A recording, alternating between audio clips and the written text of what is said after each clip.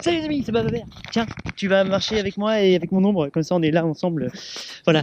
Je t'en ai déjà parlé dans plusieurs vidéos, je te le répète, je veux vraiment que ce soit clair ou que, au cas où ce ne le serait pas. La biomasse végétale, les plantes, quand elles poussent, elles font de la photosynthèse, bam, ça envoie un courant électrique qui s'active dans le sol. Donc grâce à la photosynthèse, blablabla, énormément de choses se passent.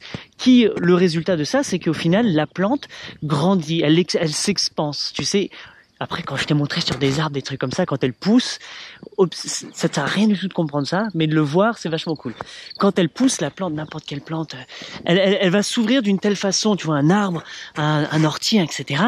Il a trouvé, l'ortie a trouvé sa façon de s'expandre dans l'air, dans l'univers, dans l'espace, pour capter un max de photosynthèse. Donc, toutes ces feuilles sont placées ultra stratégiquement d'une telle façon que ça va optimiser la photosynthèse. Mais pour ça, il va aussi devoir développer un système de défense, etc. Parce que effectivement, il est présenté à plein d'herbivores. Donc lui, il a créé les piquants, les machins, les trucs, toute cette façon. Sa façon de se développer, il y a un choix stratégique derrière. C'est pas juste le fruit du hasard. Il y a un calcul, il y a de l'expérimentation, il y a des années, je sais pas, je ne pourrais pas les compter, mais d'évolution et à partir d'un moment, ça y est, bam. L'ortie, il a trouvé là sa stratégie actuelle. Aujourd'hui, voilà ce qui est l'ortie, qu'il a peut-être été depuis longtemps.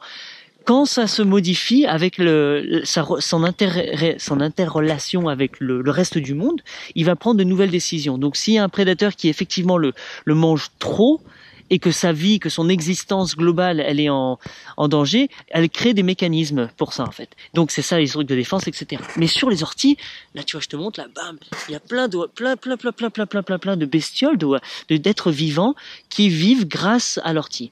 Nous aussi, on vit, enfin, pas que grâce à l'ortie, mais il est extrêmement présent dans notre relation. Et donc, en fait, comment on rentre, nous, en symbiose avec lui? C'est qu'en fait, il y a tout cet échange qui se crée.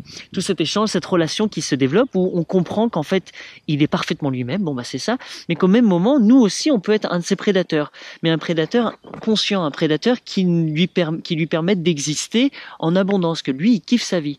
Donc nous, on vient et hop, on prend les têtes comme ça, clac, etc. On va prendre quelques autres feuilles pour faire des purins, pour faire d'autres trucs, enfin bref, on va l'utiliser pour plein de choses, nous, l'humain.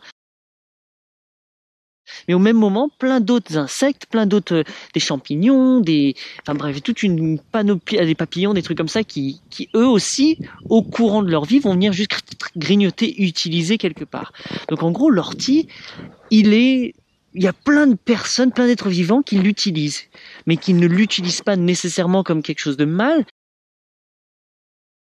La question, c'est comment est-ce que nous on fait pour qu'il bénéficie encore plus. Donc, par exemple, certes, beaucoup d'insectes viennent le manger, viennent coloniser dessus, ils vont le croquer, mais c'est pas veut dire qu'ils veulent le tuer. C'est qu'ils prennent une certaine part, mais regarde ce qui se passe, c'est que immédiatement, par exemple, la limace, les machins, les autres trucs qui vont manger des plantes, elle va manger, elle va prendre une petite part de ça et elle va recracher tout le reste en caca.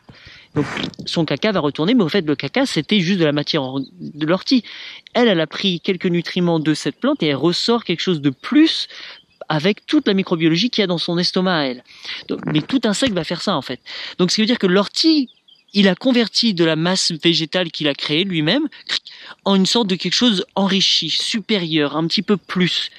1 plus 1 égale 3. Donc le caca est quelque chose de nouveau, de supérieur. Donc bref, la plante, elle a fait ça, elle est rentrée dans cette relation comme ça avec nous et vice versa, sous réserve qu'on lui rende quelque chose. Certes, je vais te grignoter, mais je vais te rendre à toi.